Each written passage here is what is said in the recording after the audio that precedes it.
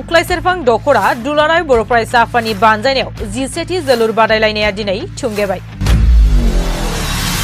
सुख्लाय सेरफां दखरा एबसुनि बानजायनायाव साब्रै मुंख्लं बादुलि मुसाहारि, हाबिलेस मुसाहारि, गान्दाराम बसुमतारि, फागुना बर' आरो नगेन बर'मोननि मुङाव 17थि जोलुर बादायलायनाया दिनै जोबथा सान।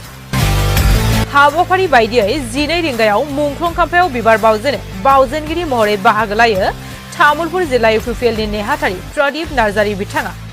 बे हाबाफारिया जोबनानै थांनायनि उनाव खेराइ मोसानाय हाबाफारिजों बेखेवनाय जायो। बेलासिनि 2 रिंगायाव गोजोन आरो खौसेथिनि थाखाय बिलुन आरो फारौ बिरहोनाय जायो। 2:30 रिंगायाव जोबथा बादायलायनायखौ बेखेवनाय जायो। बे जोबथा जोलुर बादायलायनायाव बेखेवगिरि महरै बाहागो लायो दुलाराय बर' फरायसा आफादनि नेहाथारि आनन्द दैमारी बिथाङा। दिनैनि जोबथा बादायलायनायाव बाहागो लायो नावकाथा TYDC आरो औवाबारि माइदांस्रि हानजानि गेजेराव गोब्राबै जानानै थाङो। बे जोलुर बादायलायनायाव औवाबारि माइदांस्रि हानजाया 2 आरो 1 गल होनानै नावकाथा TYDC खौ फेजेननानै देरहासार जायो।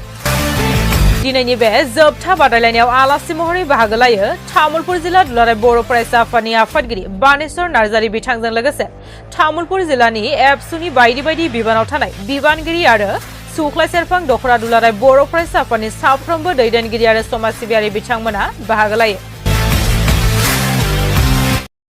सुख्लाय सेरफां दखरा दुलाराय बर' फरायसा आफादा दिनै 17थि जोलुर बादायलायनाय मुंख्लंफोरनि मुङै जि बे बादायलायनायखौ होबोबाय थादों।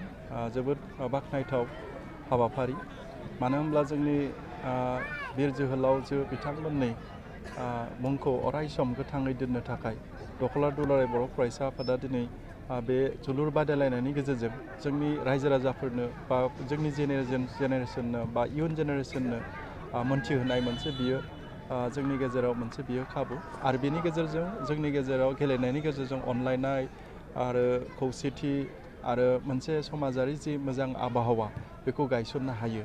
दा बेनिखायनो बे जोलुर बादायलायनायजों जोंनि समाजनि जि जेनेरेसन बेखौबो आरोबाव गावनि जि स्किल बेखौ मोजां रोखोमै लांनानै केरियार हिसाबै बनायनो हानाय मोनसे परिबेकखौ दखरा दुलाराय बर' फरायसा आफादा दिनै सारा बिटिआर ओनसोलाव दुलाराय बर' फरायसा आफादनि इनिसियेटिभआव गोबां जायगायाव जाबोदों। थिग बिब्दिनो सुख्लाय सेरफां दखरा दुलाराय बर' फरायसा आफादा गोलाव समनिफ्राय अर्थात दिनै 10 बोसोर आगान होफैबाय मुंख्लंफोरनि मुङै जोलुर बादायलायनायखौ होबोदों।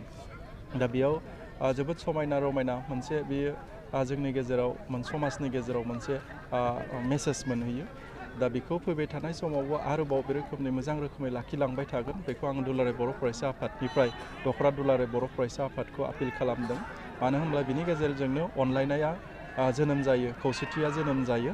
दा बिनि जोबथा जोलुर बादायलायनायाव फैनानै जोबोद गोजोननाय मोन्दों, मानो होनब्ला सुख्लाय सेरफां ओनसोलनि रोजा रोजा गामिनि मानसिफ्रा फैनानै बेयाव नायफैदों, बाहागो लाफैदों, आरो बे टुर्नामेन्टखौ होनायाव गामियारिनिफ्राय जि अनसुंथाइफोर मोनफैदों बे रोखोमनि अरायसम मोनफैबाय थायोब्ला, खालामलांबाय थायोब्ला जोंनि बे गेलेनाया आरोबाव प्रमोट जागोन, आरो बेनिफ्रायनो जि ओनसोलारि गेलेनाय, जिल्लानि गेलेनाय, अर्थात रायजोआरि गेलेनाय जि गेलेगिरिफ्रा जन्म जागोन। दा बेनिखायनो आङो जोबोद गोजोननायजों सुख्लाय सेरफां दखरा दुलाराय बर' फरायसा आफादनो दिनै धन्यबाद जासिदों।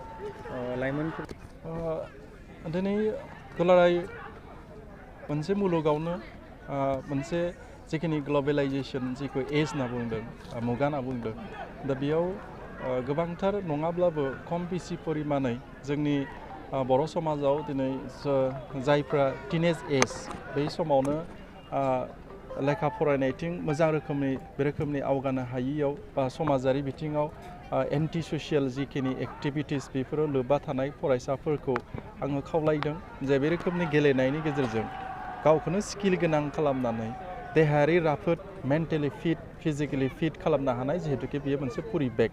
दा बेयाव दिनै सुख्लाय सेरफां दखरा दुलाराय बर' फरायसा आफादा जोलुर बादायलायनाय होदों। बेयाव फैनानै बेयाव मोनसे इन्सपिरेसन बायदि लाफैनांगौ जे गेलेनायनि गेजेरजोंबो जोङो मोनसे मेन्टेल सेटिसफेक्सन लानो हायो, फिजिकेल मोनसे फिट खालामनो हायो, आरो बेनि गेजेरजों जोङो गावनि जिउ राहाखौबो दानो हायो। दा बे रोखोमनि मोनसे परिबेकखौ दालायनो थाखाय जोङो नाजालायनांगोन, आरो जोंनि जेनेरेसना बे रोखोमनि जि ससियेल एन्टि ससियेल एक्टिभिटिसनिफ्राय गोजानाव थानायखौ जोङो सानफ्रोमबो नाजानो नांगौ।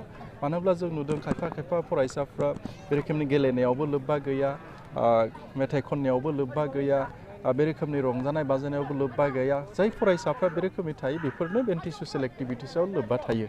दा ओंखायनो बेफोरनिफ्राय गोजानाव फैनोब्ला नों गेलेनायबो सोलोंनांगोन, रोजाबनाय, मेथाइ खननाय, मोसानायबो सोलोंनांगोन। अर्थात गुबुन गुबुन जि स्किलफोर दङ बे स्किलफोरखौ लाना थांनो हायोब्ला जोंनि जि यां जेनेरेसन बियो मोजां लामाजों फैगोन। बेखौ जोङो दुलाराय बर' फरायसा आफादनिफ्राय खावलायदों। दा बेनिखायनो दुलाराय बर' फरायसा आफादा थांनाय 2 बोसोरनि सिगांनिफ्रायनो mission skill and quality education बे मिशनखौ फोसावनानै स्किलनि सायावबो सावरायलायनाय जादों, क्वालिटि इडुकेसननि सायावबो सावरायबोनाय जादों आरो गोबांथार सोलायनायफोरखौ जों नुबोदों। दा सुक्लाय सेरफां ओनसोलनिफ्रायबो बे रोखोमनि खोब सम्भब सोलायनाया जाबोदों। दा स्किलनि बिथिङाव लानानै बुङोब्ला जोङो फुटबल गेलेनायखौ बुंनांगोन, टेनिस गेलेनायखौनो बुंनांगोन, बेडमिन्टनखौनो बुंनांगोन, बा गुबुन गुबुन आबाद मावनायखौनो बुंनांगोन, बा गुबुन गुबुन बे रोखोमनि स्किल गोनां जि आखायाव खामानिफोर लानो हायो बे स्किलफोरखौ सोलोंनानै जोङो एन्टि ससियेल एक्टिभिटिसनिफ्राय जों गोजानाव थानो हानाय मोनसे परिबेखखौ दानो हायो। आं बेखिनिखौ दुलाराय बर' फरायसा आफादनि जानानै सासे सोद्रोमा जानानै खावलायबाय। आफादा दिनै जोबथा एबा फाइनाल खेला बेयो सुक्लाय सेरफां बड'लेण्ड मुंख्लं जोलुर बादायलायनाय बेयो मुंख्लंफोरनि मुङै जोङो दिनै होनाय जादों। 7 अक्ट'बरनिफ्राय जागायनानै दिनै 10 अक्ट'बरसिम दिनै जोबथा हाबाफारि। बे हाबाफारियाव जोङो 12 बाजिनिफ्राय जोङो मुंख्लंफोरखौ गोसोखांनानै जि बिबार बावनाय हाबाफारि लादों। बिनि उनाव जोङो हारिमु दिन्थिफुंनाय आरो गोजोननि थाखाय फारौ बिरहोनाय, बिलन बिरहोनाय आरो 2:30 मिनिटाव जोङो जोलुर बादायलायनायनि जि बेखेवनाय बे हाबाफारिखौ मिरु दुलाराय बर' फरायसा आफादनि नेहाथारि बिथां आनन्द दैमारि सार बिथाङा बाहागो लानानै दिनै हाबाफारिखौ बा जोलुर बादायलायनायखौ बेखेवदों। आरो आं सान्दों इयुनाव जोङो सुक्लाय सेरफां दख'रा आफादा बिथांमोननि जि मुंख्लं जानाय बिथांमोननि मुङाव जोङो जोलुर बादायलायनायखौ जों होलांगोन, बेखौ जोङो खावलायनाय थाबाय।